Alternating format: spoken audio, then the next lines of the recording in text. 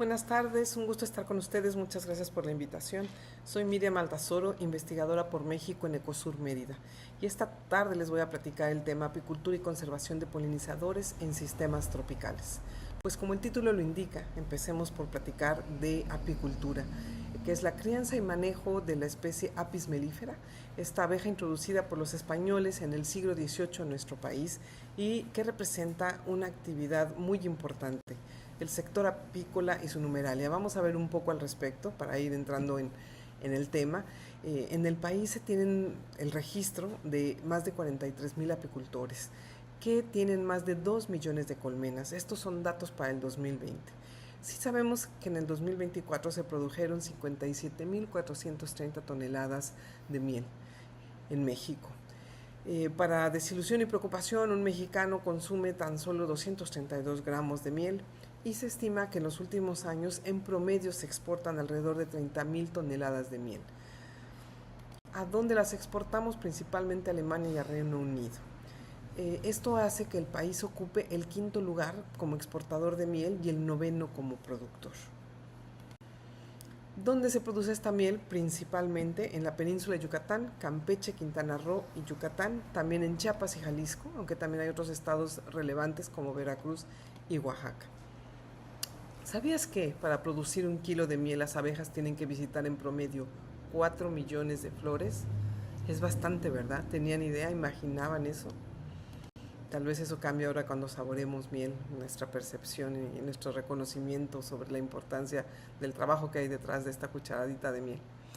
Bueno, me gustaría continuar hablando entonces solo para estar claros en qué es la polinización. Si hablamos de polinizadores, pues tenemos que tener muy claro qué es la polinización, y es este intercambio de polen entre flores donde van el polen producido en los estambres hacia el estigma en otra flor y que pues termina en la fecundación y por tanto en la producción de un fruto. Cabe destacar que la polinización no siempre es por animales o por insectos, también se puede dar por agua y por viento. Sin embargo, pues sí es muy importante la polinización que representan los insectos y algunos otros animales, como vamos a mencionar a continuación, siendo las abejas sí reconocidas como las polinizadoras por excelencia. Comentábamos algunos otros polinizadores, no solo las abejas, ¿verdad? Tenemos desde aves y mamíferos como el murciélago, que son vertebrados, hasta otros grupos de insectos como pueden ser mariposas, escarabajos, moscas, hormigas, avispas. Pues la polinización, además de brindarnos alimento, tiene otras importantes funciones ecológicas, ¿verdad? Como nos indica esta infografía del Gobierno de México, que menciona que la polinización también nos ayuda a mantener la diversidad de especies vegetales, asegurar la disponibilidad de recursos florales, promover el intercambio genético de las plantas y regenerar pues selvas y otros ecosistemas también. Entonces es un servicio ambiental esencial en los ecosistemas naturales y agrícolas realizados por diversos insectos y vertebrados, como ya mencionamos. ¿Qué hay de los polinizadores en México? Pues estos son tan importantes que el valor de plantas dependientes de polinización en el país se estima en 43,000 millones de pesos al año.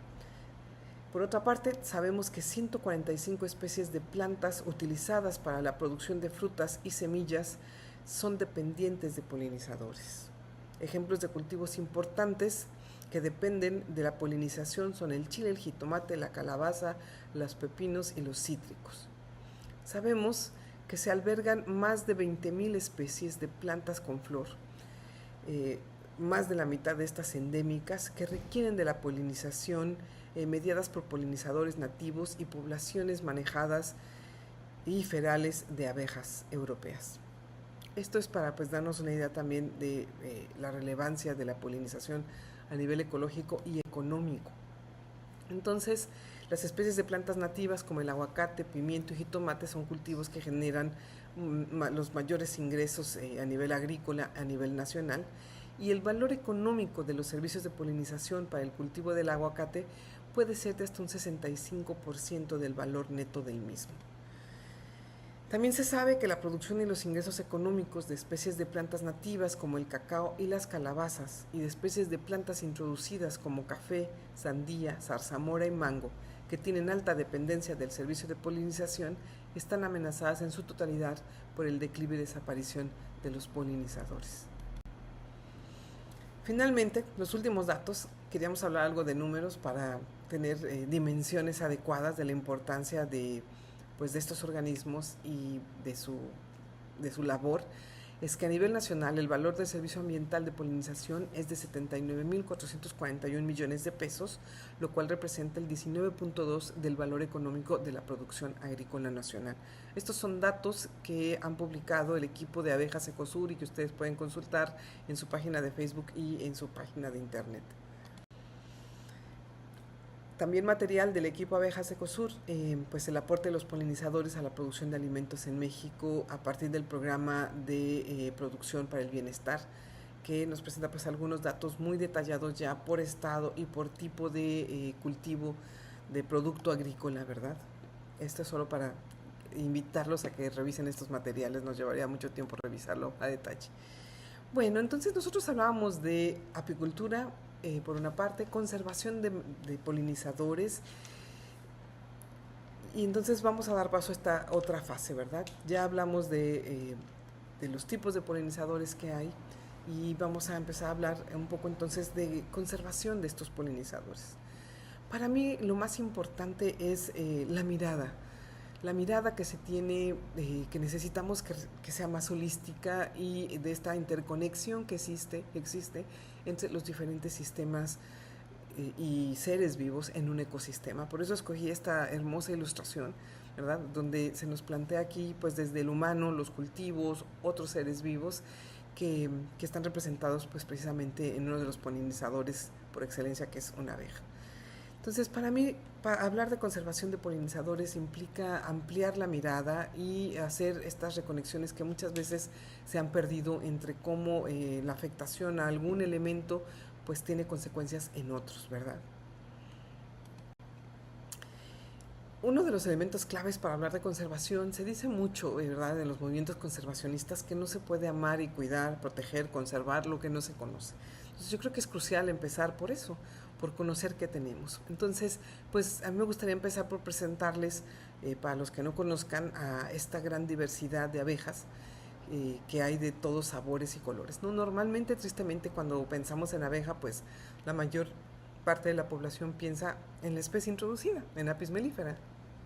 Sin embargo, en el mundo tenemos más de 20.000 especies, en el país más de 2.000, y como podemos apreciar en estas imágenes, pues las hay de muchas formas, tamaños y colores a nivel mundial, también en particular a nivel país, ¿verdad? Como ya comentaba, con alrededor de 2.100 especies, y miren nada más qué belleza de formas, colores, tamaños, son muy diversas las abejas. En particular, yo hoy también les quisiera platicar de las abejas nativas sin aguijón. En nuestro territorio ya teníamos, ¿verdad?, abejas que pertenecen a la tribu Meliponini, a la familia Apidae, y que perdieron el aguijón de manera evolutiva. En el país tenemos 46 especies y dentro de este grupo y de esta tribu también tenemos una diversidad considerable en cuanto a tamaños, etologías, que son comportamientos, ¿verdad?, formas de nidificación, etcétera, ¿no? Aquí podemos ver, por ejemplo, esta entrada del nido de Trigona corvina, tan ornamentado, tan hermoso. Aquí una vista frontal de Nanotrigona perilampoides, la sayulita para los tabasqueños, Trigona fulviventris, Scaptotrigona pectoralis, y esta es una melipona tica, que aunque estamos hablando de México, yo quería que contrastaran como dentro de la misma tribu pues podemos encontrar abejas de un considerable tamaño, ¿verdad? Bueno, en este video yo quería que alcanzaran a apreciar el tamaño, ¿verdad?, comparado con este de Diosa Unia, que son muy pequeñitas estos animales.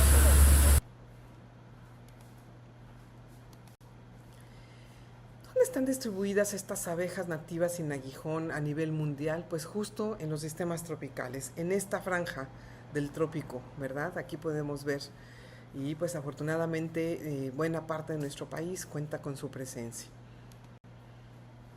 Estas abejas, como mencioné, perdieron el aguijón de forma evolutiva, sin embargo algunas presentan comportamientos de defensa, como es el caso de Trigona corvina, que hacen estas tremendas pelotonas y que se enredan en el pelo. Por eso son llamadas enredapelo, coja cabeza en algunas regiones, en algunos lados, ¿no?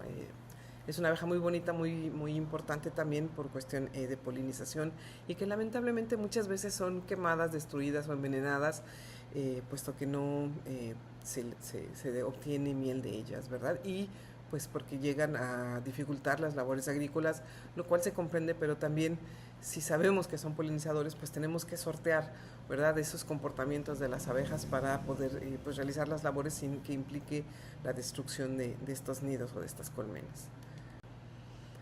Bien, pues resulta que estas abejas nativas sin aguijón, ¿no?, o meliponinos, como les llamamos acá en la academia, pues han sido criadas en el país en diferentes regiones. Es en todos estos estados que se tiene alguna referencia, ya sea actual o en algunos casos histórica, de la crianza de abejas nativas. Como pueden ver, pues está bastante distribuida, ¿verdad?, a lo largo y ancho del país, donde están estas abejas distribuidas, digamos, ecológicamente, prácticamente en todos lados también se han criado por diversas, muy diversas poblaciones. Solo como por ejemplo, por mencionar un ejemplo, pues hemos encontrado todos estos pueblos indígenas, las culturas chatina, chinanteca, chol, chontal, cora, huichola, maya, mazateca, mije, nahua, popoluca, purépecha, tarahumara, tlapaneca, totonaca, tzotzil, zapoteca y zoque. Son parte de la diversidad cultural del país. No toda, también tenemos poblaciones afrodescendientes y otras diversidades culturales, por ejemplo, urbanas. Bueno, una de las regiones muy importantes, Cuetzalan, Puebla, en la sierra poblana, donde se cría Escaptotrigona mexicana en mancuernas que les llaman ollas de barro.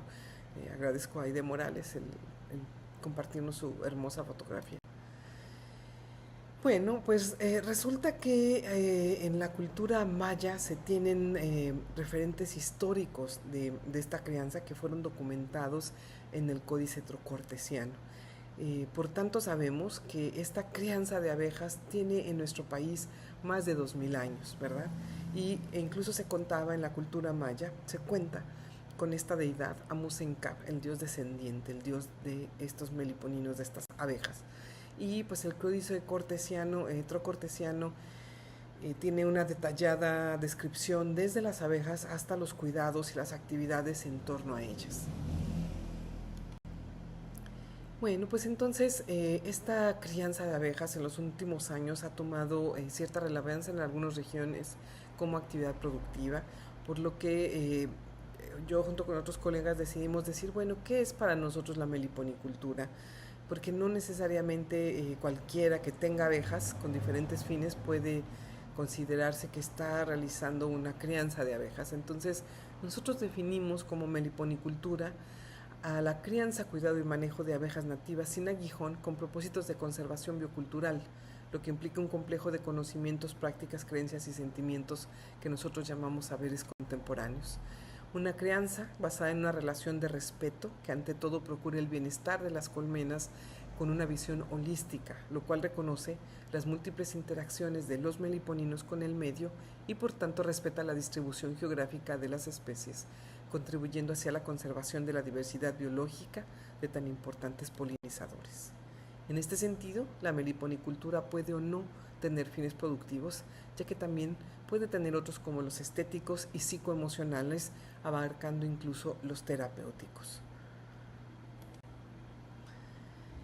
Bueno, entonces estas abejas y su crianza son una parte importante de la biodiversidad de México, ¿verdad? Estamos entre los primeros países a nivel mundial por nuestra biodiversidad, pero también parte de la gran diversidad cultural, que está representada, por solo citar un ejemplo, con las nomenclaturas, esto es, los nombres.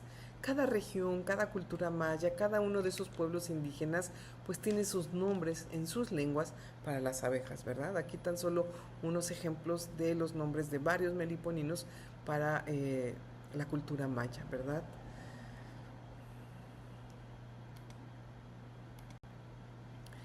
Bien, pues estas abejas son criadas con muchos fines, con diferentes motivaciones, con diferentes objetivos. Uno de ellos es el utilitario, puesto que se obtienen diferentes productos, ya sea miel, cera, polen y propóleo. La miel es usada para fines medicinales con un rango muy amplio de malestares que se atienden, que abarcan diferentes sistemas, desde el digestivo, respiratorio, tegumentario, reproductivo. La cera también tiene usos medicinales, rituales, artefactuales. El polen se usa como alimento y el propóleo está tomando un auge en los últimos años por sus grandes propiedades medicinales. Se sabe que tiene cualidades antivirales, antibacterianas y antimicóticas. Entonces, bueno, por supuesto que es parte importante de las meliponiculturas en el país, hablamos en plural por su diversidad, pues el uso de estos productos que se obtienen. Pues como ya comentaba, esta es parte de la gran diversidad biológica, estamos entre los 17 países megadiversos. Entonces, si juntamos esta gran diversidad biológica y cultural que está representada por las abejas y su crianza, podemos hablar de la propuesta de la diversidad biocultural. Esta reconoce la interdependencia de la una con la otra y cómo se encuentran en las mismas regiones geográficamente distribuidas en el mundo. Entonces, México se encuentra entre los 10 primeros lugares a nivel mundial por su diversidad biocultural. Toledo nos ubica en el cuarto a nivel mundial, tan solo después de Indonesia, Australia e India, e incluso antes de Brasil. Entonces, para nosotros hemos estado hablando y proponiendo de conceptualizar la crianza de abejas y las meliponiculturas como una herencia, un legado biocultural, ¿verdad? Nosotros hemos estado abocadas a estudiar este binomio gente-abejas. Entonces se reconoce que sí, es importante las abejas, sus funciones ecológicas como todo ser vivo, dignos de y con derecho a tener una vida. Sin embargo, también fascinante esta interacción en particular de los meliponinos con los humanos, ¿verdad? Aquí podemos ver este meliponario, ¿verdad?, de mujeres en la península de Yucatán, que como ya dije, pues tiene una larga tradición histórica y cultural esta práctica. Entonces, pues los humanos con los meliponinos y también con apis pueden llegar a tener una relación profunda y compleja. Nosotros documentando estos saberes contemporáneos de diferentes poblaciones en diferentes regiones del país e incluso en otros países, hemos aprendido que para la gente las abejas son familia, son hijas, hermanas, reliquias, medicina, protección, tranquilidad, belleza, consuelo, terapia, pasión, compañía, libertad, esperanza, paz, amor, entre muchas otras cosas que la gente nos puede contar de lo que les representan las abejas. Bien, ¿y por qué es tan importante entonces hablar de polinizadores, de apicultura, de las meliponiculturas y de conservación? Pues porque en las últimas décadas a nivel mundial se ha estado documentando un declive de las poblaciones de insectos, ¿no? Vemos en esta publicación que se habla del apocalipsis de los insectos, lo cual es muy preocupante porque son claves para la salud de los ecosistemas, ¿no? Realizan funciones insustituibles. Entonces, también se ha estado documentando el síndrome de colapso de colmenas en México con algunas regiones preocupantes, como puede ser Campeche, que también ha estado siendo estudiado y analizado por el equipo de Abejas Ecosur en colaboración con colectivos mayas locales, ¿no? Entonces, bueno, pues por eso es tan relevante hablar de conservación de meliponinos a partir de prácticas pues con una gran herencia histórica, ¿verdad?, en nuestro país.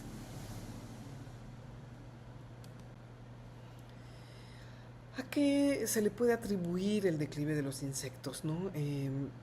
Alguien hablaba de la muerte de los 1001 cortes. Esto es una muerte lenta, ¿verdad?, donde tenemos una serie de factores, entre muchos otros, como pueden ser la nitrificación, la disrupción de las interacciones, el fuego, intensidad de las tormentas, calentamiento global, sequías, deforestación, el uso de insecticidas y agroquímicos en general, intensificación agrícola, especies introducidas, la contaminación y la urbanización. Entonces, algunos de estos elementos más relevantes que pueden darnos idea de qué es lo que está pasando con estas poblaciones de insectos.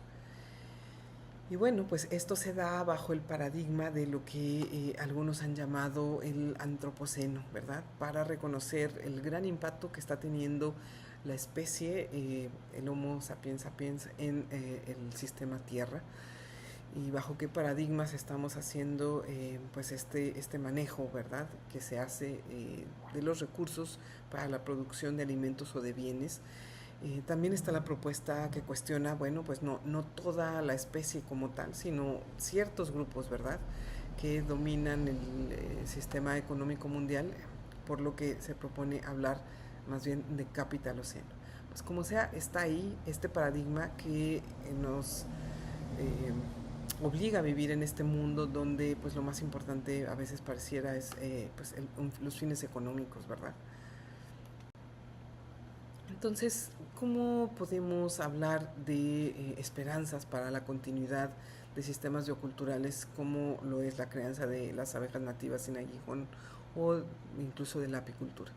Pues bueno, nos decían ya López y Pincus la importancia de la desmercantilización de la meliponicultura, el retomar, ¿verdad?, este gran legado biológico cultural que representa, histórico, y garantizar que si queremos incursionar en la crianza de abejas, pues tenemos que garantizar que las abejas tengan las condiciones que requieren para estar con bienestar, ¿verdad? Requerimos del diálogo de saberes. Los retos son muchos, como acabo de mencionar en la diapositiva anterior. Entonces requerimos el trabajo multisectorial y a partir de este diálogo, ¿verdad? Todos tenemos diferentes experiencias, saberes y miradas que compartir, ¿no? Tanto productores como academia, como gobierno. Entonces requerimos de estos diálogos.